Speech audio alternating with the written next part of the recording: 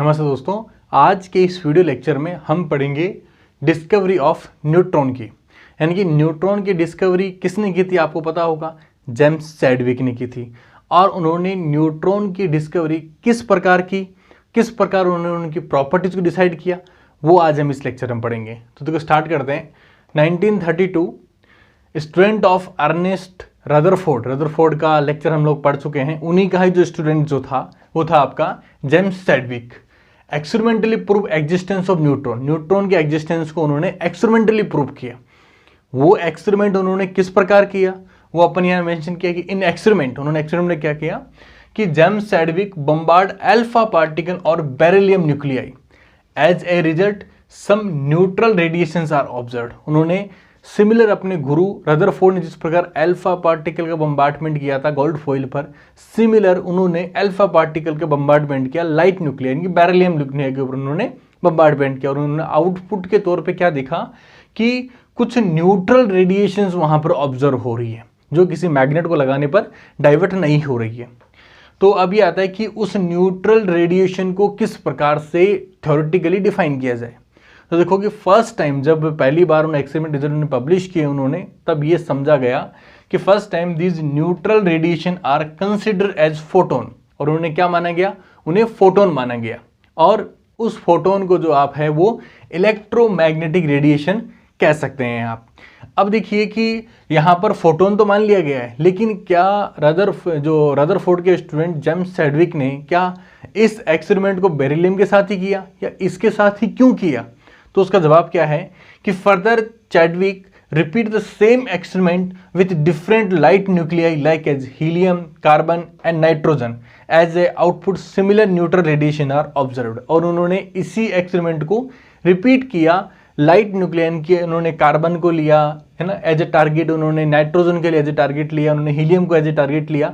और सभी में क्या हुआ, उन्हें एक न्यूट्रल रेडिएशन उनको फाइंड आउट हुआ। अब क्वेश्चन उठता है कि इस न्यूट्रल रेडिएशन को किस प्रकार डिफाइन किया जाए।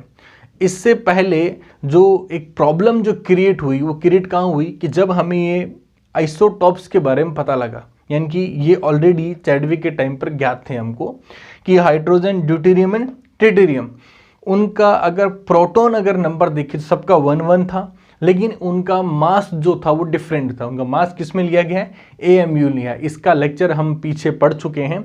इनका जो मास था वो अलग अलग था, 1, 2 और 3 इनका मास था। तो क्वेश्चन उठता है कि अगर प्रोटॉन अगर प्रेजेंट है तो मास 1 हुआ, it's enough, but proton present and mass double हो रहा है, तो इसकी रीजन क्या हो सकता है? तो उस टाइम पर इसका रीजन दिया गया कि वहां पर कोई न्यूट्रल मैटर प्रेजेंट है। यानी कि न्यूट्रल मैटर क्यों बोला गया वहां पे, क्योंकि आपका न्यूक्लियस है वो पॉजिटिवली चार्ज होता है। तो वहां पर अगर वो पॉजिटिवली चार्ज है अगर, और वहां पर उसका मास अगर ज्यादा आ रहा है, तो क्या मानोगे कि वहां पर आप अगेन क्या नेगेटिव चार्ज तो आप मान नहीं सकते, क्योंकि नेगेटिव मानोगे तो वो क्या हो जाएगा, न्यूट्रल हो जाएगा। तो आपने क्या माना कि वहां न्यूट्रल मैटर की एग्जिस्टेंस को आपने स्वीकार किया इस बात पे कि प्रोटॉन जो पॉजिटिव है वो न्यूट्रल से कोई रिएक्ट नहीं करता है, वो न्यूट्रल मैटर केवल मास में अपना कंट्रीब्यूशन देता है, चार्ज में कोई कंट्रीब्यूशन नहीं देता है। अब देखिए आगे चलते हैं कि इस प्रॉब्लम को लेके आगे क्या सॉल्यूशंस जो है वो सजेस्ट किए गए। तो चैडविक यूज है conservation law of energy and momentum. उन्होंने इस अपने एक्सपेरिमेंट को थ्योरेटिकली प्रूव करने के लिए उन्होंने क्या किया, एनर्जी कंजर्वेशन और मोमेंटम कंजर्वेशन लॉ को, ठीक है, उनका यूज किया।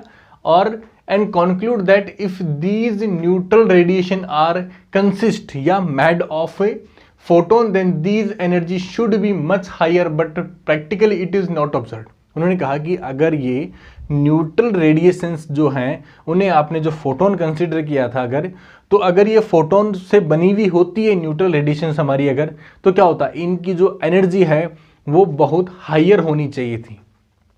लेकिन प्रैक्टिकली ऐसा देखा गया कि इनकी एनर्जी इतनी हायर नहीं है जितना थ्योरेटिकली हमें मिल रहा है। और थ्योरी किस बेस पे डेवलप की गई है कि ये न्यूट्रल रेडिएशन फोटोन से मिलकर बनी हुई है। तो यहाँ ये चीज़ तो डिस्कार्ड हो गई कि वो फोटोन से बनी हुई नहीं है। तो अब क्वेश्चन उठता है कि वो किस से बनी हुई है।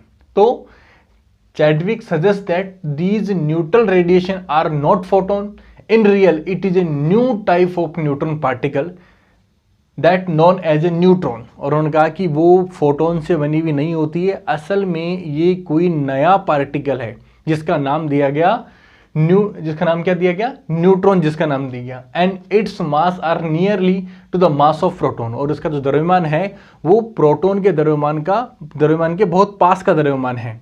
तो आप लोगों को बधाई हो कि हमने न्यूट्रॉन की खोज कर ली है। हमने तो क्या की है, चैडविक ने न्यूट्रॉन की खोज कर ली है प्रैक्टिकली एंड थ्योरेटिकली। अब इस न्यूट्रॉन की खोज होने के बाद में चैडविक को नोबेल दिया गया, वो इस बात पे दिया गया कि उन्होंने न्यूट्रॉन की प्रॉपर्टीज निकाली और उसका जो है वो द्रव्यमान निकाला।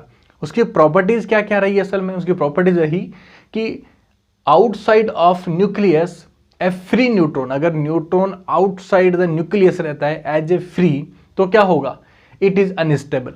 वो क्या होगा, अनस्टेबल होगा। But inside it is stable, लेकिन न्यूक्लियस के अंदर ये स्टेबल होगा। And it convert into proton and vice versa, और न्यूक्लियस के अंदर प्रोटॉन कन्वर्ट होता है जो है न्यूट्रॉन में, न्यूट्रॉन कन्वर्ट होता है प्रोटॉन में, एंड वाइस वर्सा, दोनों आपस में कन्वर्ट होते हैं। ये उन्होंने जो है वो अपनी थ्योरी में सजेस्ट किया, जो बाद में प्रैक्टिकली प्रूफ भी हुआ। फिर अब यहाँ देखो, न्यूट्रॉन की खोज होने के बाद में हमारा जो एटॉमिक मास जो है इसकी प्रॉब्लम भी सॉल्व हो गई कि यहाँ पर जो आपने न्यूट्रल जो मैटर माना था उसे हमने रिप्लेस कर दिया एज ए न्यूट्रॉन पार्टिकल। तो देखो यहाँ पर जो एटॉमिक मास किस प्रकार हो गया, प्रोटॉन प्लस आपका जो है न्यूट्रॉन, इन दोनों के मास का जो एडिंग होगा जो वो असल में क्या होगा, एटॉमिक जो मास होगा के बराबर होगा। तो यहाँ से देखो एटॉमिक मास की प्रॉब्लम भी सॉल्व हो गई हमारी। यहाँ से हमारी जो आइसोटॉप्स है इसकी प्रॉब्लम भी सॉल्व हो गई कि यहाँ पे न्यूट्रल मैटर क्या आपका न्यूट्रॉन होगा। एक छोटी सी ट्रिक के बारे में और डिस्कस करते हैं। कई बार आपने देखा होगा आइसोटॉप, आइसोटोन और आइसोबार, इसके बारे में कई बार कंपटीशन में क्वेश्चन पूछा जाता है, लेकिन कई बार हम कंफ्यूज हो जाते हैं कि किसमें प्रोटॉन सेम होते हैं, किसमें न्यूट्रॉन सेम होते हैं, किसमें एटॉमिक मास सेम होता है। तो देखो इधर last third alphabet in the is important, यानी कि आपको क्या करना है, तीनों के नाम लिख लेने और इनका जो लास्ट थर्ड जो आपका है वो अल्फाबेट जो है आपका, यानी कि इधर से देखिए 1 2 एंड थर्ड पी एल आपका है। और आइसो का मतलब क्या होता है, सेम होता है। आइसो मतलब क्या होता है, सेम होता है, इनकी सेम रहेंगी। थर्ड अल्फाबेट मतलब पी मतलब क्या होगा आपका प्रोटॉन, एन मतलब न्यूट्रॉन, ए मतलब आपका क्या होगा जो है वो एटॉमिक मास होगा। यानी कि आइसोटॉप में क्या होंगे, आइसो मतलब सेम होंगे, प्रोटॉन सेम होंगे, आइसोटॉन में एन मतलब क्या होगा, न्यूट्रॉन सेम होंगे, एंड ए मतलब आपका एटॉमिक मास क्या होगा, सेम होगा। इस ट्रिक को आप याद कर लीजिए, कभी भी आपका क्वेश्चन जो है आइसोटॉप, आइसोटोन और आइसोबार का गलत नहीं होगा। Thank you.